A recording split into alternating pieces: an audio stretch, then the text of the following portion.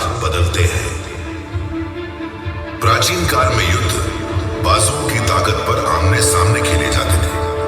ये hand to hand combat का दौर था। नजदीकी संघर्ष यानी CQB ही एकमात्र जरिया था। हाथों में तलवारें, भाले, धनुष्यबाण आ गए। यह पैदल सेना का युग था। बढ़ती जीवन गति के साथ कैवलरी फोर्सेस का उपयोग शुरू हुआ और हाथियों का समावेश यह भारतीय युद्ध की विशेषता है। स्पीड और स्ट्राइकिंग पावर ने युद्ध में निर्णायक भूमिका निभाई।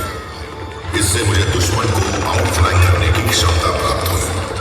घोड़ों की टापों की गूंज हवा में थी।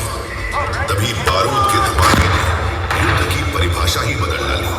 तलवार और भाले की जगह बंदूक, तोप और विस्फोटकों ने ले ली।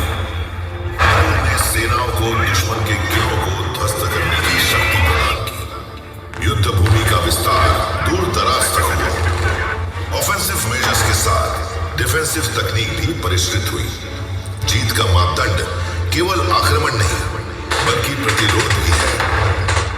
प्रथम विश्व युद्ध के दौरान ट्रेंच वॉरफेयर विकसित हुआ, जिससे डिफेंसिव लाइन बैटल को जन्म मिला।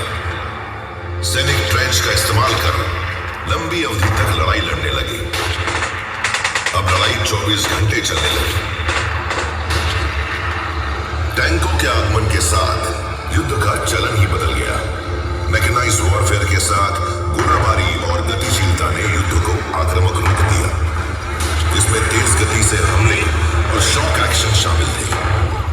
मैन्यूवर वॉरफेयर का दौर आया, जिसका उद्देश्य दुश्मन के कमजोर बिंदुओं को निशाना बनाकर उसके डिफेंस को तेजी से घेरना और बर्बाद करना था। इस नवजात राष्ट्र के पुनर्निर्माण और सुरक्षा की जिम्मेदारी भारतीय सेना के कंधों पर आ गई। श्री राम से लेकर छत्रपति शिवाजी महाराज तक और मंगल पांडे, भगत सिंह से लेकर आजाद हिंद सेना तक सभी गुण समेटे मैं विजय पथ पर चल पड़ा।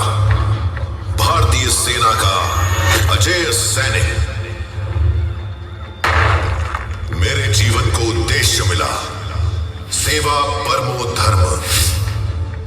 आज मैं अपनी गौरव गाथा गर्व से गा रहा हूं। समर्थ भारत सक्षम सेना के गीत गुनगुना रहा हूं। आजादी के बाद से अब तक भारतीय सेना ने कई युद्ध लड़े हैं, लेकिन आजाद भारत के वे 4 युद्ध कभी भुला नहीं पाऊंगा, जिन्होंने मेरी सेना को 4 शौर्य गाथाएं दी। चलो मैं आपको उन रणभूमि पर ले चलता हूं।